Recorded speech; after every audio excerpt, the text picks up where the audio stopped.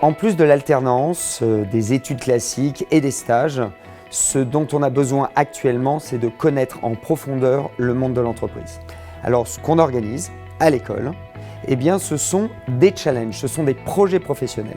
Au lieu que les étudiants dans la salle de classe travaillent sur une entreprise, on a amené l'entreprise dans la salle de classe. C'est-à-dire que de véritables personnes qui travaillent en entreprise présentent elles-mêmes leurs problématiques aux étudiants et cette personne va dire, ben voilà, j'ai un problème d'études de marché, j'ai un problème d'innovation et elle va présenter son problème devant les étudiants.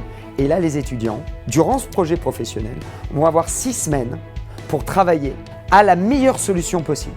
Et le gagnant, le meilleur groupe de travail, aura l'occasion de présenter son projet devant le comité de direction de la marque.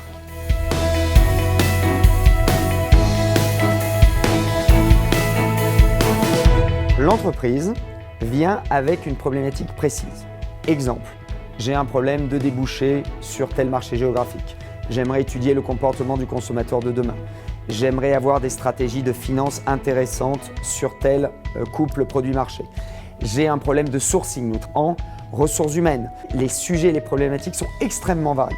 Et les étudiants ont 6 à 8 semaines pour proposer la meilleure recommandation, la meilleure piste possible et quelquefois une création originale. Après 6 à 8 semaines, la marque choisit le meilleur groupe d'étudiants. Et ce meilleur groupe d'étudiants est financé par l'école à l'étranger pour présenter son projet devant les comités de direction de grandes marques.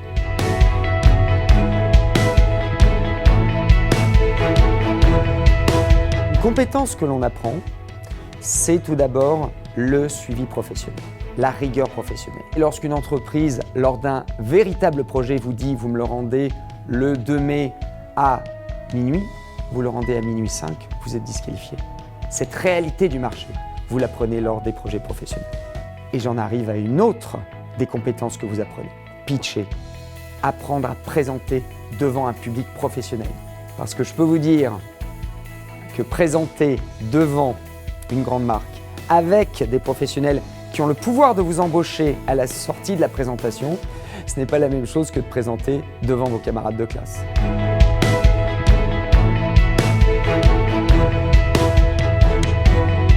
La suite du rendu final, qu'est-ce que c'est? C'est d'abord se faire un réseau. Vous présentez à des directeurs financiers, RH, marketing, communication. En numéro 2, c'est bien évidemment montrer et citer des grandes marques sur votre CV. Mais en plus de cela, on peut se faire embaucher, on peut trouver un stage et surtout, la stratégie a pu être appliquée, implémentée par l'entreprise.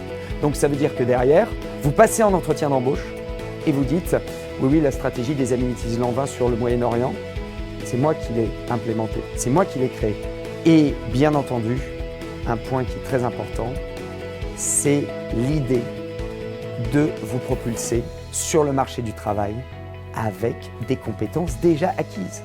C'est-à-dire dire à votre futur employeur, vous n'avez pas besoin de me former, je suis prêt.